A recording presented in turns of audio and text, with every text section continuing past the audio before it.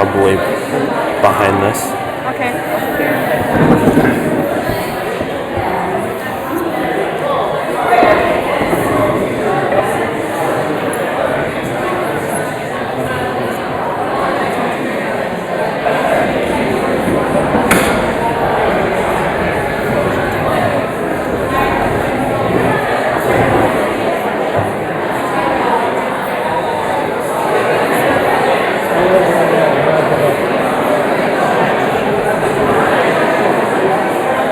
Lydia.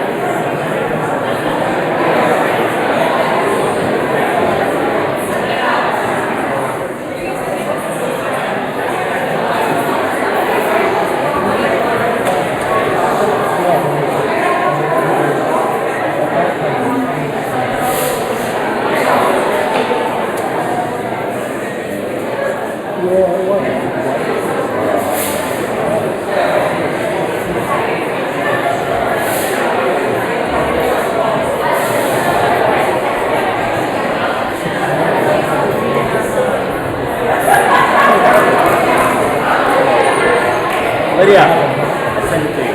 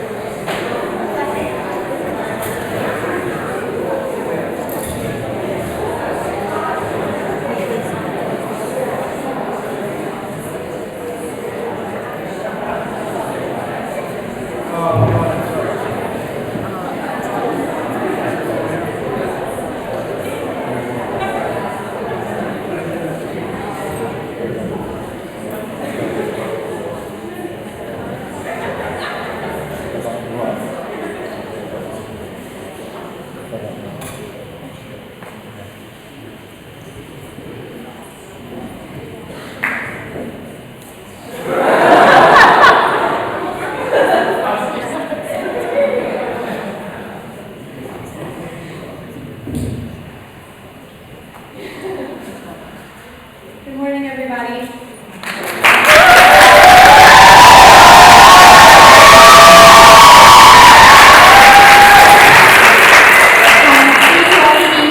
For those of you who may not be familiar with me, my name is Caitlin Hemling. I am the SGA Executive Board President. As of right now, with me on stage, I have Ben Norcus, Vice President, Julia Earl, Joint Secretary, and over there is Lydia Stepnoff, our Treasurer. We thank you all for coming out today. This is a really amazing turnout for something that we believe is a very important event. SGA would like to say to all of you that to please reach out to us directly. Continue to send emails to WCCSJ Secretary, at rider.edu with your ideas. We have a resolution. We would like to continue to compile your ideas directly. If you have questions or concerns, we are always here for you. That is our job. We have been 100% transparent with you from the beginning, and we can promise to continue to do so. We thank you again for being here. We thank you to President DeLomo for being here today to answer and take your questions. This is a time for students, so we ask that only students be answering questions or asking asking questions at this time, that everybody else can please refrain and just to please be respectful of everybody in the room when you raise your hand. So thank you very much. We'll be running around with mics so that you can be heard. So just keep your hand raised and we'll be sure to get to you. Thank you all very much.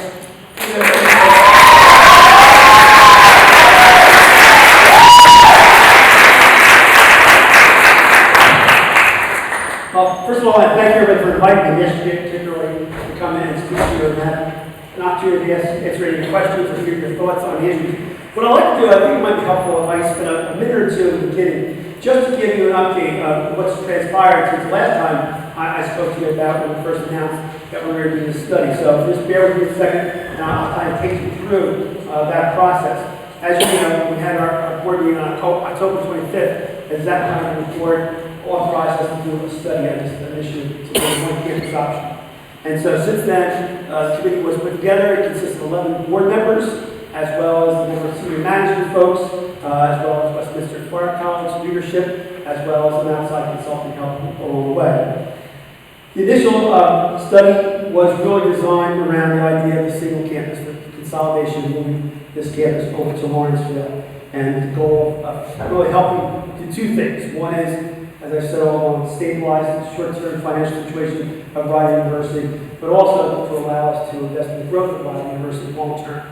And that was the focus of the group as we move forward in its work.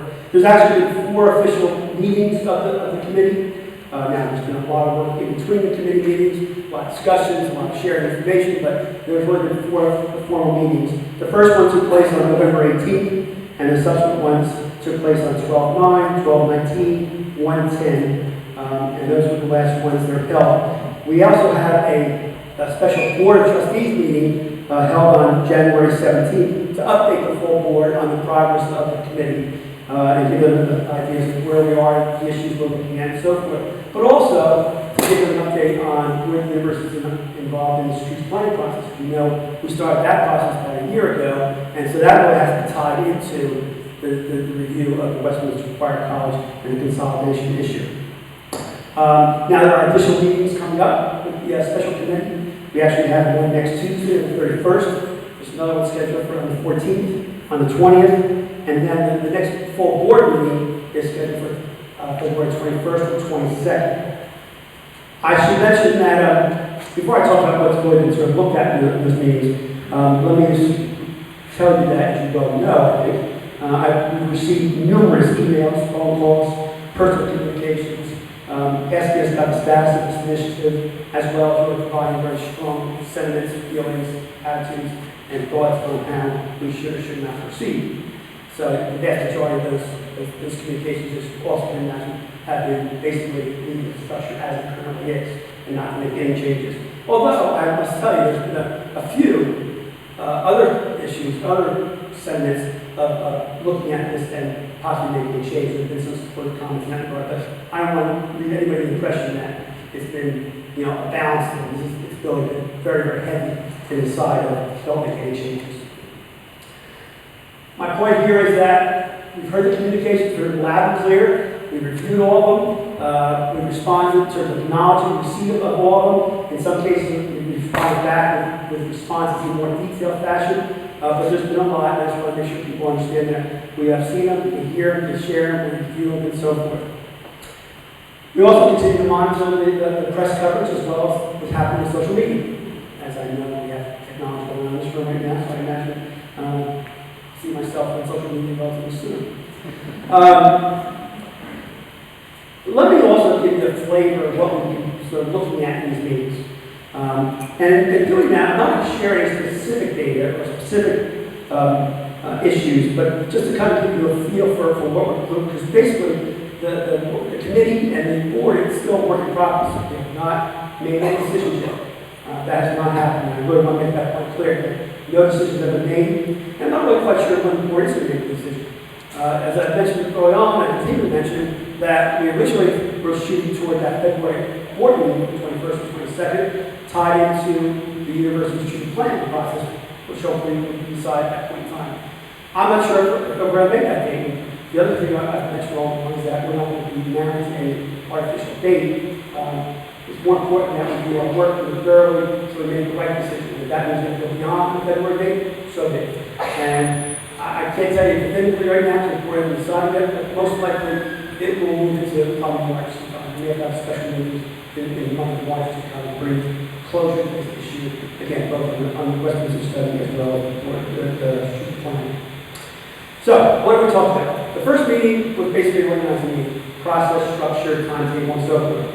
The real work began in the second meeting on December 9th, and there we kind of went back into the history. We looked at the original grievance that took place when Ryan took over Westminster Choir College back in 92, that transaction that involved the Princeton Theological Seminary, Westminster, and Rider University. We did that analysis of that agreement. We also have done complete and thorough financial analysis of the university as a whole, but also Westminster Choir College. We looked at all the academic programs at Westminster Choir College in terms of applications, enrollments over time, admitted students that don't enroll in the institution. We took data on them, and where they go, how they come to Westminster. We looked at financial analysis of each of the programs. We look at enrollment models going forward, saying if we do consolidate, what are our projections that impact on the enrollments of Westminster Choir College.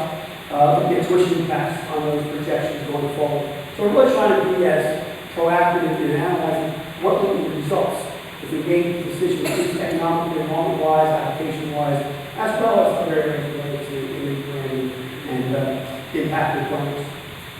We also look at the value of this property. And what kind of market sells this property, what kind of market is out there for this property, both as an educational institution, but maybe as something that's not an educational institution.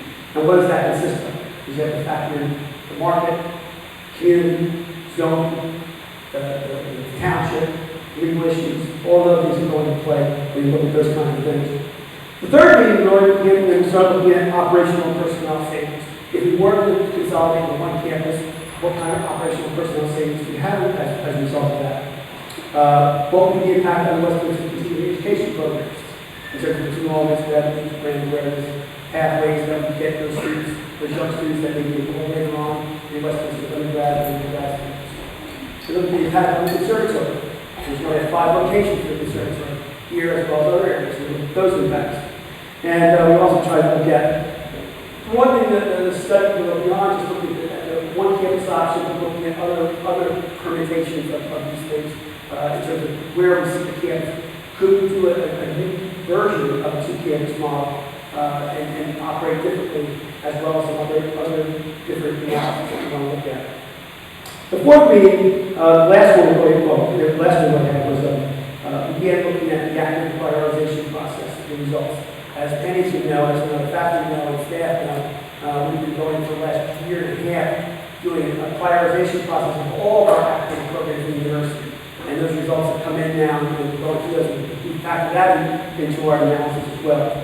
We continue to look at land sale issues and what impacts those are having.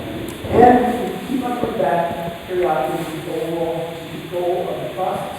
And this, I can't stress enough. What's going to really drive this decision is really 2 parts. How do we stabilize the short-term financial challenges of Rider University? And how do we allow for the growth of the investments for the future of Rider University? I know this is not popular to say, this room right now. It's not just about Westminster, it's about Rider University as a whole. Now, obviously, Westminster is a large component of that process, but it's looking at the university entirely going forward. So, we look at the criteria that we established to make our final decisions as we filter through all this stuff that we're collecting. It really looks at the university's financial liability going forward. We're looking at transaction execution. If we were to sell this property, the timeliness, the complexity, the risk, cost, all those issues go into it. We look at stakeholder impacts. What would be the impact on current Westminster Choir College students, current Lawrenceville students, faculty, staff of Westminster Choir College, the alumni of Westminster Choir College, the community that's been actively involved with Westminster over the years. So we're trying to take all those factors into account. And lastly, what's the overall impact on the brand and the goodwill involved with both Westminster and also Rider University. We are also then in this meeting that we began to look at, if we were to move over to Lawrenceville, what kind of facility needs will we have? what kind of building needs. How do you take what you have here and replicate or modify what kind of facilities we need to have over there, given whatever goals you have in terms of symphonic choir and other areas that you have, faculty offices, rehearsal areas, practice areas, performing areas, and so forth. So we did a process of clustering those models out. I know I've read a lot, and there's a lot of speculation that it took this campus and picked it up and moved it to Lawrenceville. You know, there's been people attached to $60 million, $100 million, and so forth. Well, we're looking at all those things and figuring out what we need and what the cost will be and how we pay for it. And then, like I said, the last meeting we had was last week with the board of trustees giving them an update on where we were on all this, and we have future meetings going forward. So that's what's happened so far. A ton of data, a ton of discussions, a ton of communications for people, and that's where we are. And like I said, no decision to be made yet. We're still going through all this information and trying to put together some sort of structure for the committee and then eventually the board to be able to make the decision. So with that, I will open up to any questions, comments, or answers.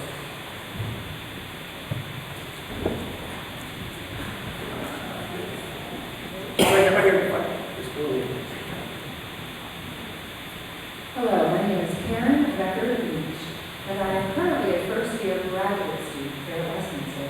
However, I am also a graduate of this college. I graduated in 1992, and I have the very last degree that was conferred at this school without the writer's stamp on it. When I came here back 25, 26 I remember the turmoil that we went through as Westminster was being taken over by Ryder. We were afraid and we were appreciative because everything in this campus was run down. It was, Mr. Bracco is nodding his head. He knows. I was here. And now that I'm back 25 years later, I see the benefit that we have reaped from being at this amazing school, from you guys being at this amazing school. However, what I don't think you're taking into account is the fact that after I have been in the public school music system for 25 years, up and down the East Coast, is the reputation that this school has for being a conservatory of top quality. If this school moves to the Ryder campus, that reputation that I have seen for 25 years will be lost. I would never have come back to school here if we had been at Ryder, because what the students get from being on this small campus is the ability to grow as human beings, as who they individually are, rather than, you cannot put students like this on a campus full of sports high school for decades, and to take these students who are artists at their very core and put them into a situation where their very beings are going to be challenged would be a nightmare for the humanity that rests in this small campus here. So please take into consideration, one, the students, and then two, the reputation that we have for being a small, cohesive, top quality school in Princeton, this beautiful little town that is so close to New York City and affords us these opportunities that we cannot get anywhere else.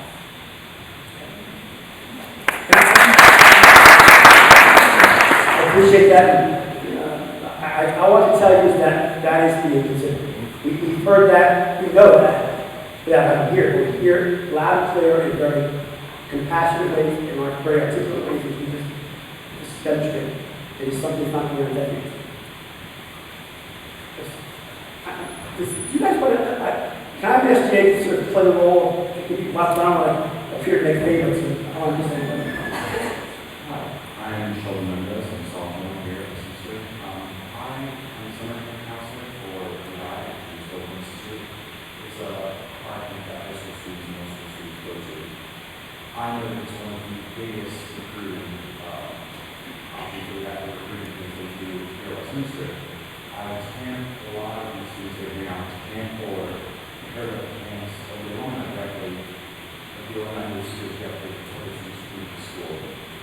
Are you taking into consideration that the enrollment in Westminster be zero next year, or when we move? The fact that I've always on campus that I've counseled for every day I'm coming. But this thing that just happened already pisses me off.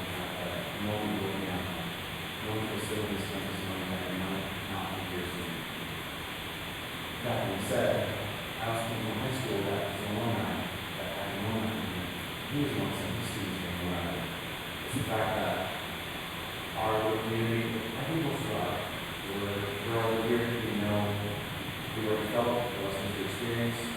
But students aren't going to do this on the job. We're not running this company state school that can afford to put their students on. We're cheap, not a cheap school. We get a lot of money from these schools because we know what it brings.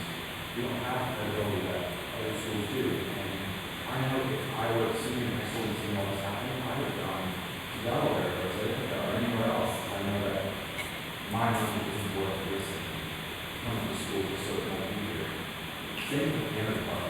I don't know how many of team, or I don't know how many of feel right now, and that their leader was almost hurt a while ago, but all this instability, that instability means that students aren't coming here. My friends that I was trained with and my friends that I was counseled for, they don't want to come here, and that's already being low. How can Well, again, similar to the prior comment, we're taking, yes, we're doing this analysis, we're trying to be as honest with ourselves and being as conservative in our analysis to make sure that we, if you go this direction, what's the short-term impact, what's the long-term impact versus that direction. So we're trying to, what you're telling us is something we've not looked at, and we continue looking at. Well, I'm not talking about the future. I'm talking about, when I say future, I'm talking, yeah, going forward next year. As this work gets out, it's all over, we're going to keep all prospective students, those alums who are graduates who send other students to Westminster and Nevada, they're impacted, they're making decisions as we speak on whether or not they want to continue being supportive of this institution. You get that, and another. Personally, one of the biggest concerns I have is that I don't want to rush a decision just to make a decision, but I think it's incumbent upon all of us to try to have this process end. Every way it goes, sooner rather than later. And the longer it drags out, it just makes it that much more uncertainty in the eyes of our current the population as well as future population. So you're absolutely right. These are things to consider. Hey, so my name's my name's Rob. I'm a senior here, and first of all, I would really like to thank SGA for all the years of work.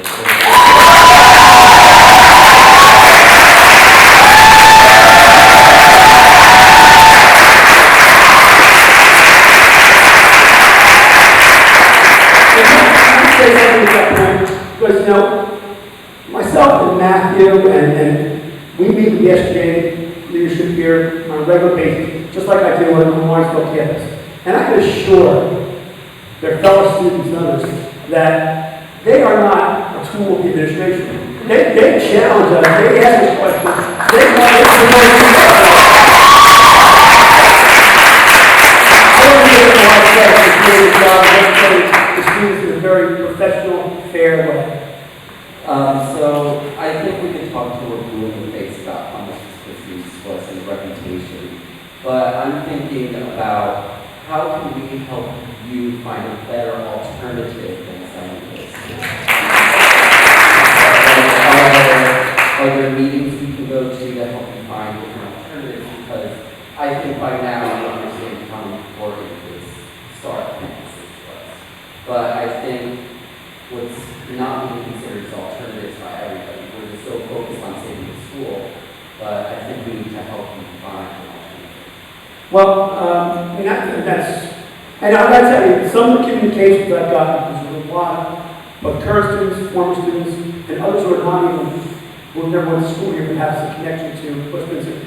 And as they send us their thoughts,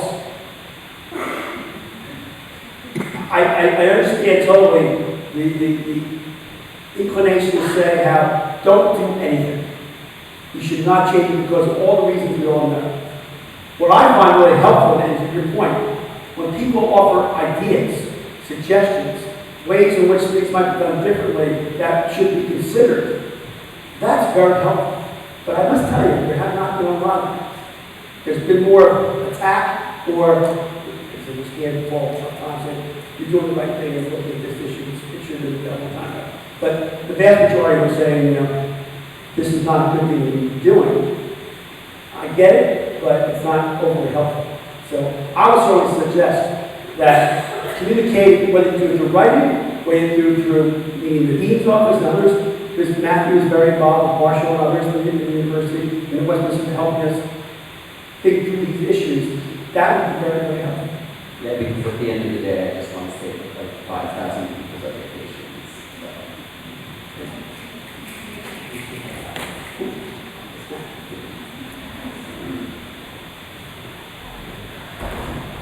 Hi, I'm Brett Grant, a graduate student, and so you're discussing more about the financial things that the board is looking at to see if it's financially responsible to move it and to what point.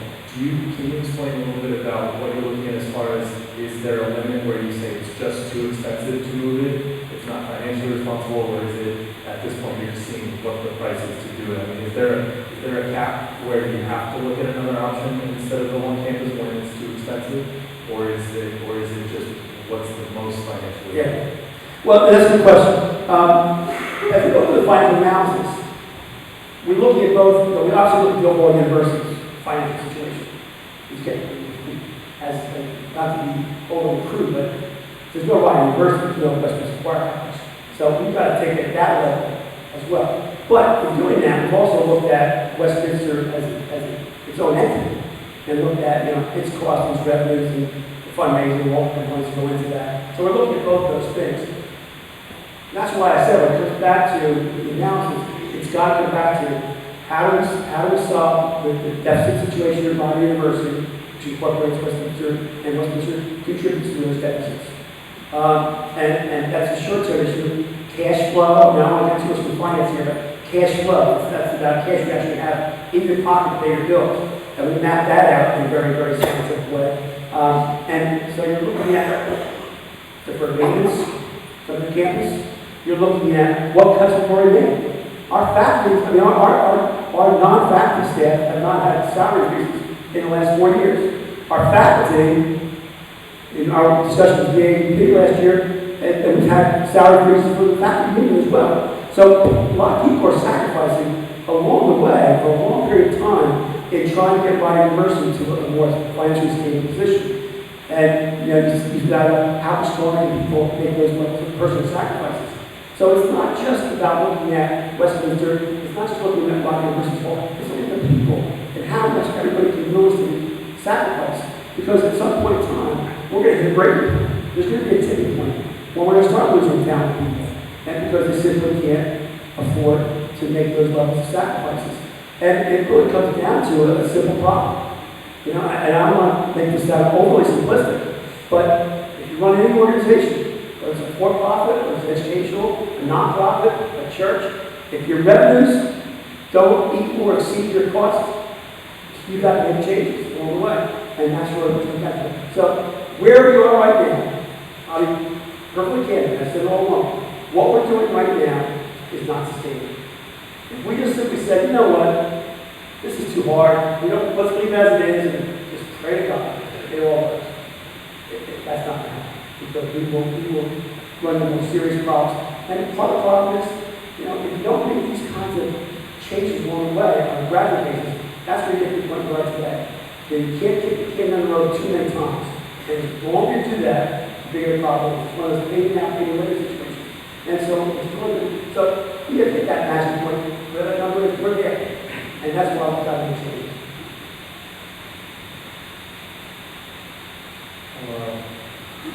How are you? I'm good. How are you? I am Dr. Swana. I'm a junior and my question is there a buyer that's applying for the school? If so, how much is the payout expected to be? And was the school approached by a buyer or someone before the study? That's getting some detail that there's There's no buyer, there has not been a buyer. We have not even gone out into the marketplace to entice people to inquire about Orange Westminster Park. Again, we would not do that until the board has reached a decision on what it wants to do. And so, now when I say we assess the market, I made that comment a couple times. We're assessing the market. We have the property is over appraised. We get all our properties all the time to find out what's valuable is the property itself, the building, and so forth. And so we do that exercise, but there is not, we have a decision whether or not we want to sell or whatever. Now, that decision, if we're moving toward that decision, if that's what we can obviously do all that due diligence to make sure that there is a market out here and a buyer, and who that buyer will be, what it looks like, how it fits into our overall goal, financially, institutionalized, and so forth. But those are the kinds of things, clearly, that will be on the list as we go forward. That's the way we do stuff.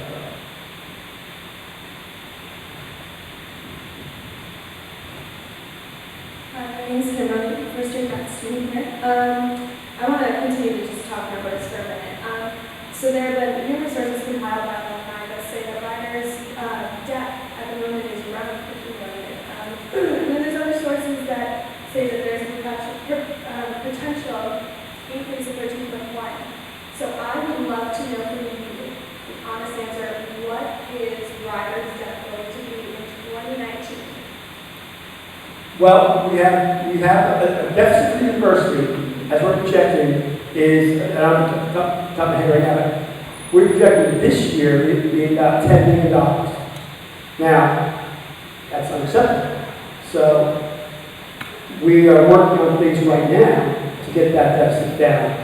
And that includes other cost reductions in our operation, both in terms of just more efficiencies in operations, as well as sitting down talking to the faculty union to try to get more savings in the current contract. We're now in the third year of a collective bargaining agreement with the faculty. So we're looking to get more savings to get that current year deficit more manageable, maybe in the $5 million range if possible. That, again, is still a deficit. We don't want that. So we have limited reserves anymore to put towards deficit reduction. We still have a down, which is about $46 million.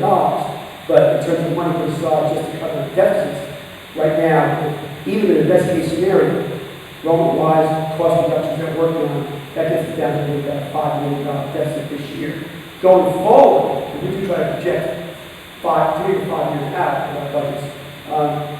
Even with those cost reductions, those deficits stay in that $5 million range. Even but if the other cost reductions, those deficits are in the 10 to 12 million range going forward. So that's why it goes back to the earlier question on the periods. We have hit the magic point of we have to do something, both in terms of our day-to-day operations, getting our costs to one line, trying to do more in terms of getting more revenue, both on the enrollment side as well as on the fundraising side. But even the best case scenario doesn't get us out of it where we need to be. Both short-term deficit reduction, much less long-term investments. That's why we have this. Okay, so do you believe that selling the Princeton campus is going to cover those deficits completely? Well, it's one thing you study, yeah. I mean, and I gotta tell you, if we go that route, as we're studying this, it's not just focusing on getting the deficits under control. That's important, we gotta do that. But if we, let's say, for example, I've had some real issues with this, and we decide to just take this decision to sell the campus, and all the money is going to go towards deficit reduction, that makes us feel good about the next 3 or 4 or 5 years. It doesn't get us to the point where we need to go and grow out the institution. And so we've got to be able to figure out whatever we do. So that's why I keep on reiterating in the study group and the full board, the goal is two-pronged. Short-term deficit control, long-term investment. If you don't get the long-term investment component out of what we decide, we're basically just buying ourselves a little more time and not making necessary changes in terms of infrastructure, programs, and so forth. Well, that's reassuring to hear. Just one other thing as far as numbers go. Sure. Your salary is no mystery to us. We all know what you make. And the Right. salary of the president that came before you is definitely no mystery to us. I mean, these are the highest paid institution presidents, when, places like Carnegie Mellon and things like that. That's not necessarily true. Well, that's what we've read and that's what says most of us. So,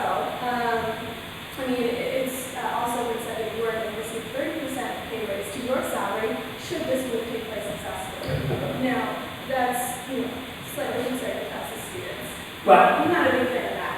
well, Because, I mean, this is our money that is going to go towards your salary, essentially. I'm gonna tell you, I've been very transparent with this. My salary, I said it was, when I came in, $475,000 a year. This was a pay cut that I took from my other university. And most presidents have a bonus system built into their contracts if the university does meet certain requirements. I just completed my first year last year. I told the board of trustees, first of all, I didn't no increase in my salary this year. Just because our employees had no increase, our senior manager no increase, I definitely should not have an increase. And I should not get any bonus. Going forward. So my salary is the same today as it was when I came here in August 2015. And you know what? If we have salary increase next year, I'm there. You're absolutely right. I mean, I should never, and this is my own personal belief, should ever ask our employees to do something that I'm not willing to incur. That's just my thoughts. Hi, I'm Maggie Foster. I'm a freshman here. And I just wanted to point out that, with all due respect, a lot of us made a lot of sacrifices to come here. I personally got a much better scholarship at a lot of other schools, but, I came to this campus and I really fell in love with it and a lot of the programs here, and so my family's made a lot of sacrifices to send me here. And it just concerns me that there's really been a very disturbing lack of transparency, I think, around this entire process. I understand that universities, they have to do a lot of things behind closed doors. At the same time, I also talked with my aunt. She was on the board of Oglethorpe University in Georgia and was very instrumental in helping save that school. And there was a lot more transparency there. Just because, when you have government meetings, they show with their records what's going on in meetings because the taxpayers are the ones that are paying for that. I think it's a similar situation here. Tuition here is, our full cost of attending here is upwards of like $50,000. We're the ones who are paying for this school, and I would like it if we had, we knew what was going on in these meetings, and we didn't just get some email before finals week just blindsiding us with the fact that our campus might be closing. And, I lost a scholarship that I could have had at this other school, and I mean, it's just... Well, I understand totally. Now, we're trying to be as transparent as possible. And my thinking was, when I was on the board in October, at the end of October, looking, and it said, this is where we are, and we need to do something. And I requested the board to let us put together a study to go look at this, because time is running out. We're on the way. So, the fact that, there's a full gap to the university near break, near your finals week, I get that. And if I had a way to control it, then it would have been a lot sooner to be able to make that announcement. That's number one. There's a lot of sensitive information being used for the university's finances that I don't want my competitors to know all the detail. Even though we're all part of the family, the board has a fiduciary responsibility, has a legal responsibility to make sure that the university operates in a financially sound way. They have a responsibility, a legal responsibility, to make the most prudent financial decisions for the university. And so you've got to be somewhat sensitive to the sharing of all that level of detail in a very public forum. I will challenge anyone. If my style has been to be as transparent, the reason why I'm here now, and I'm going to come back again, is to talk more and more about what's going on. And in fact, some of you already mentioned, some people say, why don't you get this out in public forum? Because you're going to hurt the wrong and so forth. Well, that's the trade-off. Yeah, if you're going to be transparent, you're going to discuss these issues with people, then you have to realize that you'll get down to like this as well. So I can tell you, not only those prospective students out there know what's going on, not only do their teachers in high school music programs know what's going on, I can tell you that people in the admissions offices at Montclair, at Delaware, at Ithaca, and so forth, are also saying this to those prospective students. Because everybody's sort of dying for a few more students. And so we know that going in. But that's a trade-off with that. Transparency versus knowing there's some negative reaction to public forum that's going to hurt us.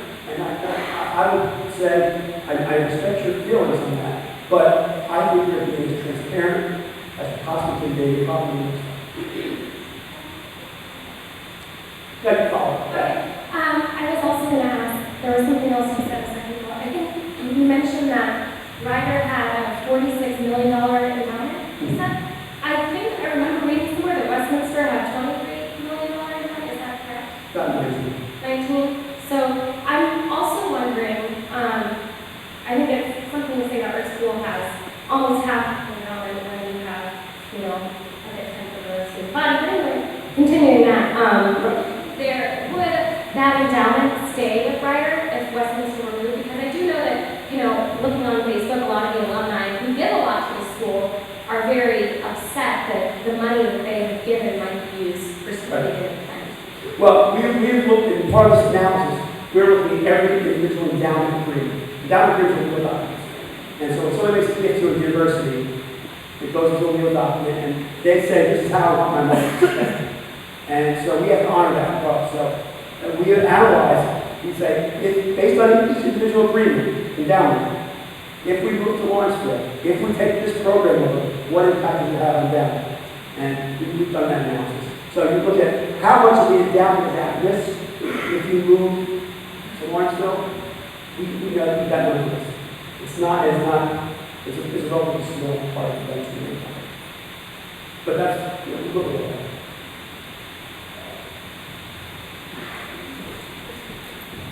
Thank you for your time. Thank you for coming, Mr. President. My name is Phil Killian. I'm a second-year master's. I would like to know if the Princeton campus is sold, it might very well cover the debts and get rid of the deficit, and it would be great, and it makes sense. Where would the money come from to build a new music building on the Ryder campus? I think about the University of Iowa, where the music building was destroyed by the flood. They have a music department of 450. Very similar in size to ours, and they just spent $189 million to build Boston Music Center. Where, in God's name, would we get that kind of money when we don't have that much in our endowments, and we can't drain the endowments to build new? We don't have organs at Ryder, we don't have a space like this for the choirs to rehearse, we don't have sufficient for practice rooms. Where would we get that kind of money? Thank you. It's of course not a question. I mean, that's what we're looking at. That's why we're just trying to assess the market here. What could we possibly get if we sold this to, let's say, an educational institution or a non-educational institution, and what kind of proceeds could we net from that sale? But that will then determine what we can build on the Lawrenceville campus for Westminster Park. The proceeds, at least the way we're analyzing now in a conservative way, would have to come. The cost of building on Lawrenceville campus would have to come from the proceeds of the sale of this campus. And if you're going to use the $189 million number, it's not going to be anywhere near it. So is it realistic that maybe we get $150 million for this property? I think that's too high. That's fine. I don't know. I mean, I don't want to get those numbers right now because that's a market thing. And if I say a number out there, that people on social media are going to fly and say, oh, you said you get this number. I don't want to do that. That's like another confidential thing that, again, it's not just confidential. It's not like that time, it's speculative at this point in time. And I don't want to go into speculation. Understood. Thank you.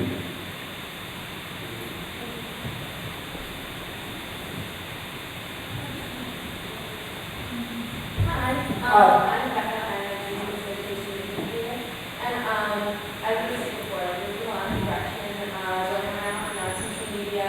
People asking a lot of questions, a lot of misinformation going around, and I think part of that is not because of a lack of transparency, maybe because of a lack of accessibility to this information. I know that like I'm in Salvador, we take 20 credits for semesters, and that's about a 42-hour class week, and I have an internship and I usually have a job.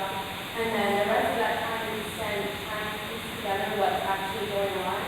And I'm just wondering if you can, how we can be more involved in the information that's going around and how we can be more accessible to meetings, to youngers especially. I know you said you don't want as many youngers going around, but right now they're just like ballparking things and people put them on the internet, and that hasn't worked with us all. Alternative facts.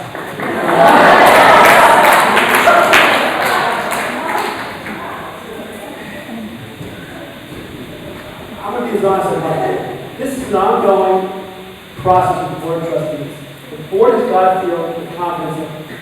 right? Be able to have the freedom to have these exchanges, like I said, they're very lively exchanges.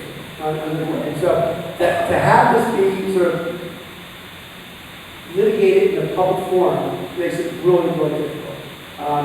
Again, these are very sensitive issues, and I'm not saying that to sort of hide everything from what's going on, but these are difficult issues. When it becomes a public debate, using data that this committee is using to try to make a really tough decision, or tough. I mean, we go back and forth. I tell you, this committee, look at this number, look at that number, hasn't this number. It just becomes a very complex process. When it gets out to the public forum, then it just kind of takes on life of its own. And I want to be able to make sure that this process is done in as pure a way as possible.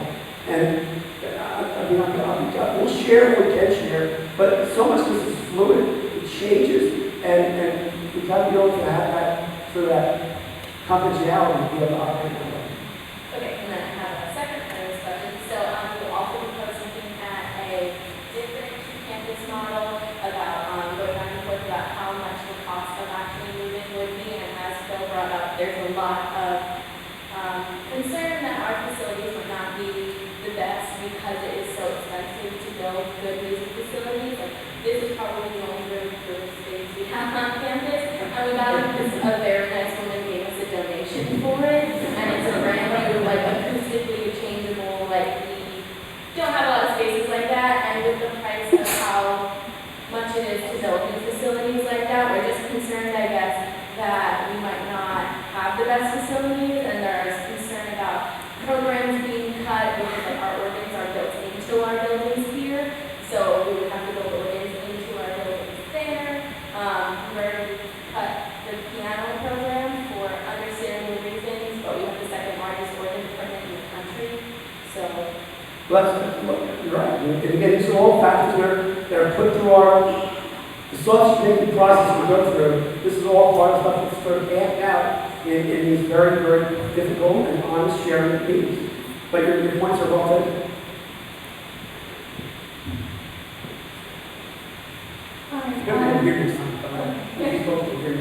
Hi, I'm Lauren. And I just have a couple of little questions about if we move and other options. So, if we move, I don't know the schedule, the academic schedule that the Rider students follow. Is it the same as the Westminster students on this campus? Like the blocks, the scheduling blocks with the availability? Because I know if we do move, if we are on a different schedule, or even if the schedule is different between majors on the Rider. It's the same, okay, because my question would have been, would we have to merge the schedule and everything? Mine's been always the same, only recently changed to become sort of uniform, right? Okay, cool, awesome. Yeah, because I just didn't know, because if we had a class that was from here to here, and another class, the class that was from here to here, how would we overlap the schedule with the availability of the things? Also, with the move, will the food services do their best? Will us moving the food services, do we have to be able to support us, so those changes have to be made to the food services? Like, mostly like the buildings, like availability of seating. Absolutely. Okay, cool, just want to, or support the crowd. And Saving housing. Saving housing. Before Westminster, I was not solely a music student. I did a lot of other things like tennis and track. And I was wondering if we moved toward Westminster students, could we arrange our schedules with, Rebecca said, our schedules are very, not as flexible yet. And of course, everyone's schedule is very intense. But I was wondering, could we open ourselves up to competing and arrange sports programs and other programs? Because that would be really awesome. Absolutely. Okay, and that would be just looking more to want to come and be part of the on-campus model. We talk about, another thing, could we, with the merging of other arts and the other academic programs at Rider and music, could we merge programs and allow creative and specific major programs? For example, we can have I know there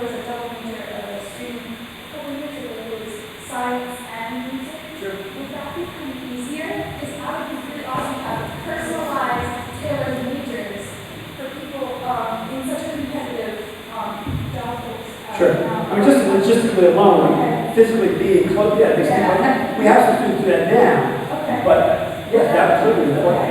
Also, what other, I know we talked about solutions like, hey, we were talking about us at PPO, obviously we're not having meetings and stuff. We don't. It doesn't stop anybody from advice. What are other options that you're looking into besides the campus model that we've often hear about for fixing the deficit? For the university as a whole, I mean, We're just like a little stuff. As I was thinking maybe, and I've heard why was renting out the right people is renting out their facilities to nursery students. right. For dorms and with an exchange of 40% off tuition, which is awesome. I don't know any university does that. They just incorporated into Burlington County Community College. That is a really great way to help students to come and enroll. But Well, the answer to that I was question, thinking, could we do that at Westminster as well? Could we open up our, not necessarily dormitory facilities, but our other facilities, especially in the summer months of the young school, to other programs, especially in the local school districts? Could we have them pay to rent out our facilities and we can actually? yeah, like I said, when I talk about, looking at some of the new version of the two campus models, it's those kinds of issues. How do we do things differently here that can add more revenue, manage costs better? So we're looking at those kinds of things as well as what are we doing for the university as a whole in terms of revenue enhancements and so forth. Absolutely. This is as I said all along, this is a multifaceted issue that's going to require us to have a multifaceted approach to solving it going forward. Guys, I don't mean to be rude in any way, but can you keep it to one question per student so we can get to everybody's questions? Thank you. Hi. So you talked about the two goals are the short term and the long term. The long term is about investing. And I assume one of those investments would be increasing enrollment. Yes. And so I think it's already been established that, even the prospect of Westminster moving in, if it did move, it would drastically decrease enrollment for students at this campus. But also on the Lawrenceville campus, enrollment has been decreasing for the past years, I think, 1,000 students. So, Not that much. well, it has been.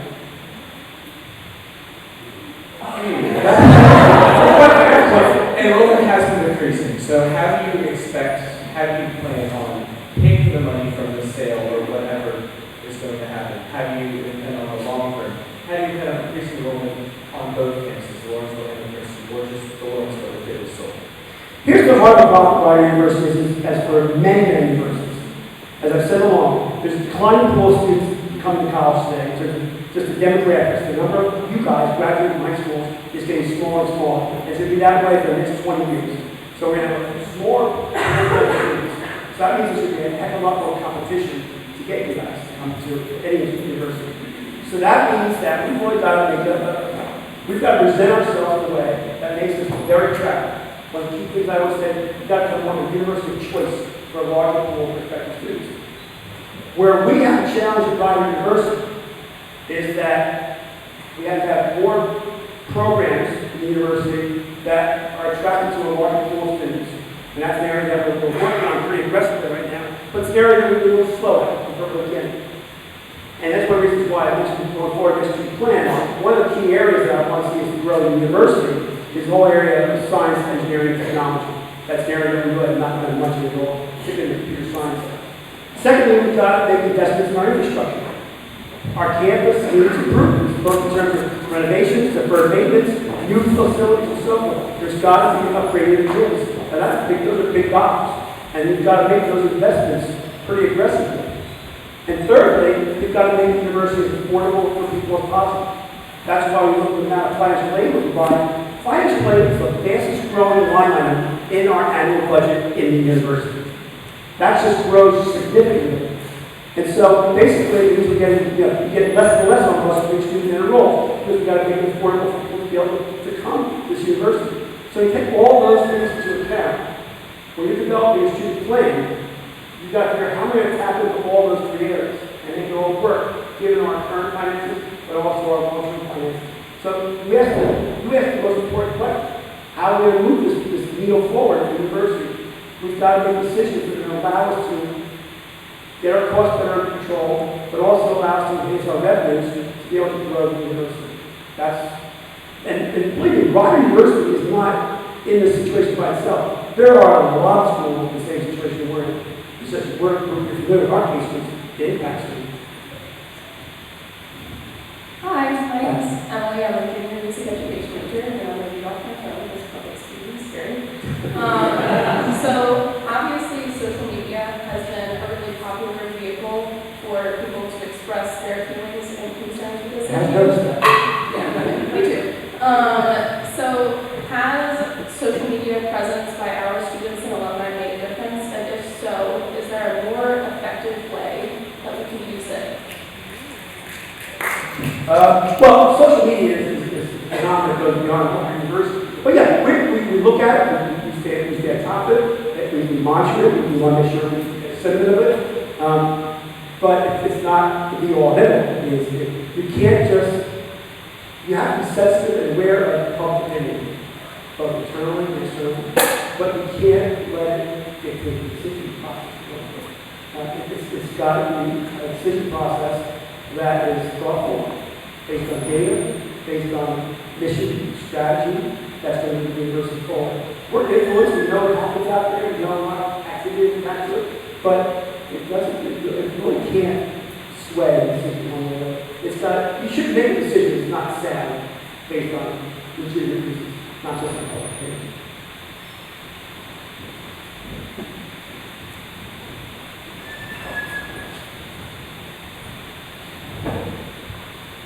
Thank you. My name is Erica Harrington. I am a first-year graduate master's student here, and kind of thinking from the direction of a prospective student. I'm sure that you're probably already aware of this, but as a music student, particularly pursuing a master's, I made a very careful decision to attend this university, as I'm sure all of you did. And when you're in music, it's a different kind of decision because of the market that we operate in. And there was a very specific reason why I chose this university and not a variety of other things someone else has mentioned, where I got college scholarships and so on. When we are choosing these kinds of decisions, as a freshman or master's student, we are looking very carefully at a couple of factors. And one of those most significant factors that we've already kind of discussed here is facilities. And I know that we've already talked about that a little bit, but I'm just curious how we anticipate that we will be able, as a school, to compete enrollment-wise with schools like Ithaca or Juilliard, and so on. And I think that this school has some very tangible reasons why I chose it, and there's some slightly less tangible reasons such as name and reputation and establishment. And in the music world, a degree from this place carries weight and meaning, and frequently results in employment. And if I'm going to be perfectly honest with you, I cannot say that I would in the future recommend this place if we are going to have our facilities in question, our practice spaces in question, the reduction of our incredible group of staff and faculty. And I'm just wondering, why on earth would I choose to continue here and not start to look for transferring options or recommend this to other students that I know who are looking at colleges, looking at master's programs, if our future is so uncertain, if several of the main reasons that people choose this music school, and it's a very unique process choosing a music school, it's different than any other kind of thing. Why on earth would I choose to come here anyway, if this is what our future looks like? Thank you.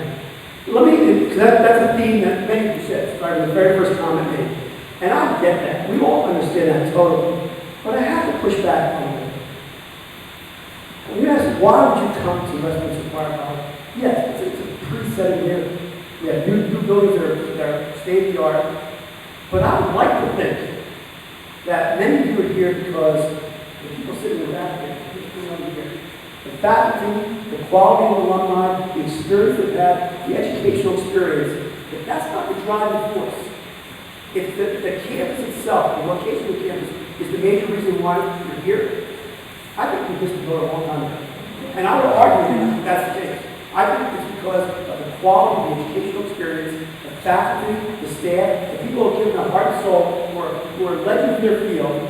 That's why you're here. Yes, and I'm not downplaying the campus. Campus is important. I get that. Believe me, not just in Westminster, in Lawrenceville, every campus has that ambiance, that feel, and so forth. But if that's the only reason why you're here, or that's the primary reason you're here, that's a sad statement on me. Thank you, everybody. So I think at this time, to be respectful of everybody's schedule, we're going to take one more question and then we're going to have to wrap up for the day. Please, like we said before, thank you for being here. Continue to send us your questions.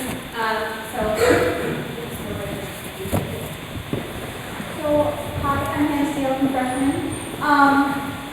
So I think a lot of the reason why many students chose this is because they're surrounded with like-minded individuals. And if we were to move to a place that had a diversity of individuals, it can cause issues, and students may be subject to verbal abuse, dare I say physical abuse. How are we valuing the safety of the students here? Well, I'm not going to downplay your feelings, but I can tell you, we're concerned about that on our campus as a whole, the university.